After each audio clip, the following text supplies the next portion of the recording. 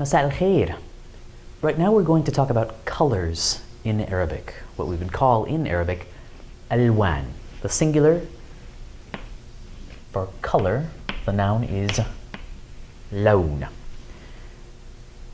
Colors are adjectives, of course, and the thing about colors in Arabic is that some of them function in a relatively unique pattern that's rather different from other adjectives that you may already be familiar with. Typically in Arabic, color adjectives fall into one of two categories. As you can see over here, we have two separate charts. These color names, by the way, on the right, have been determined across a couple of studies to be the most common across languages. Arabic has as rich a vocabulary for describing color as any other language, but for the sake of brevity, these are the examples that we're going to be working with today. And we have a pretty neat sample of both kinds. In this lower chart, you'll notice that each color adjective has a ya with a shadda at its end. And that's because all of them are nisba adjectives. We have a separate video on nisba adjectives that you can go back and check out if you'd like a refresher. But basically, they function along the same pattern. We have that ya at the end if we wanted to describe something grammatically feminine as pink. We could call it wardiya with a ta marbuta at the end to agree with the feminine noun.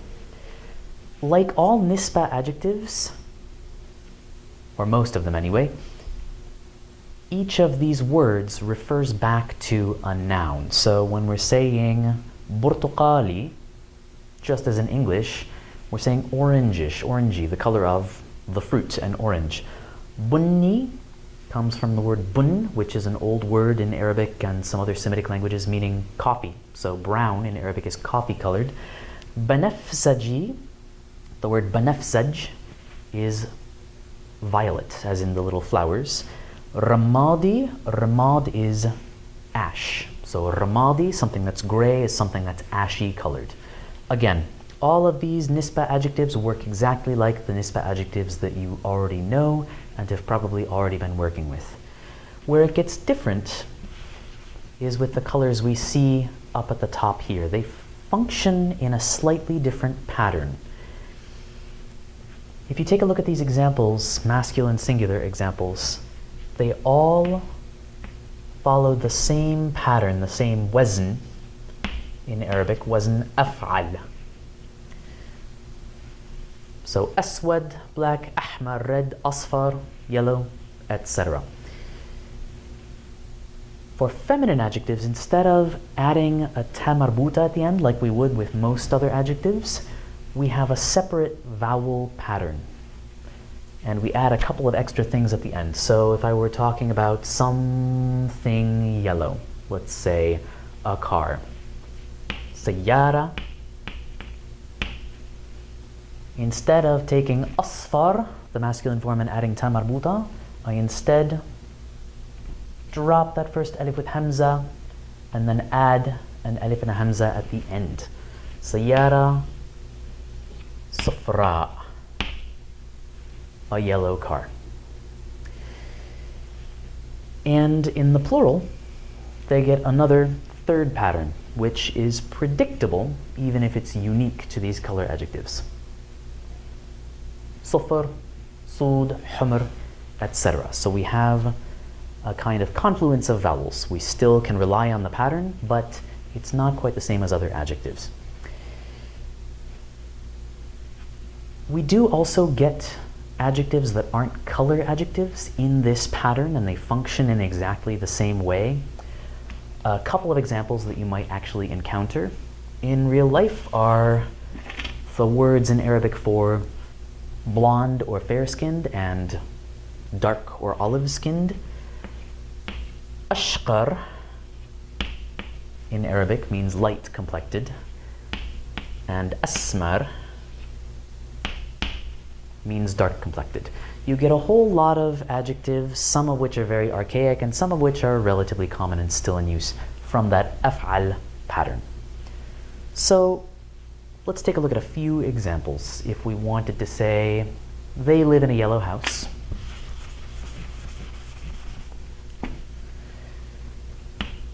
We would write يسكنون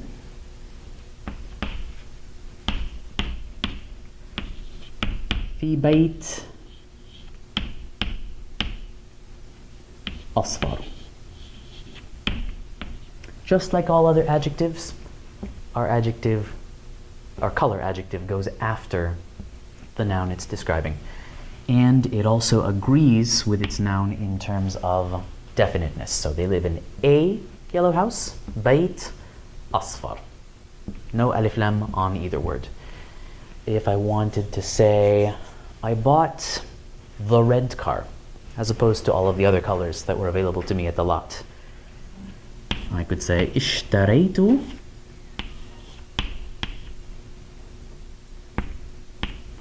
السيارة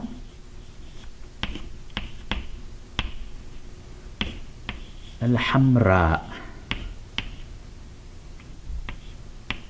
Again, even though سيارة is feminine with a ta marbuta, because حمراء, the color adjective, operates on a slightly different pattern, the alif and the hamza at the end indicate that the adjective is feminine. Never going to see a ta marbuta on the end of these adjectives. Just like other adjectives you might know too, if we are talking about a collection of non-human objects, non-human plurals, and describing them, everything else about them in the sentence, in formal Arabic, the rule is a little bit hazier in colloquial Arabic, but in formal Arabic, everything about non-human plurals is grammatically feminine in the rest of the sentence. So if we wanted to say, we sat in the white chairs,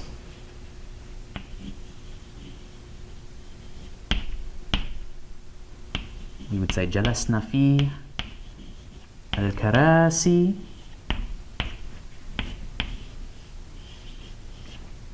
البيضاء. So that adjective looks like it's feminine singular according to our pattern here, but we're describing multiple chairs. The chairs are non-human, so they're going to take a feminine singular adjective. One last note. We do have plural patterns for all of these colors, but typically it's rare. There aren't too many contexts where we're going to be describing people as blue, for example, although we could use sud and bayd to talk about white people or black people. That's a common usage. But for the sake of argument, oops, this will allow me to correct a typo, because I repeated yellow twice. This should be khudar. So if I wanted to talk about multiple green people and say, I saw the little green men last night, that would be an appropriate use, since ostensibly I'm talking about people. شاهدت الرجال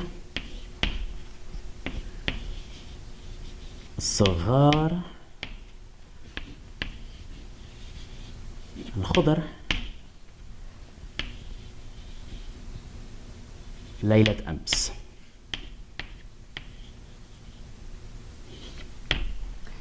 So there would be a very specific context where it might be appropriate to use khudar, the plural form of green, even though people, human beings, are not typically green.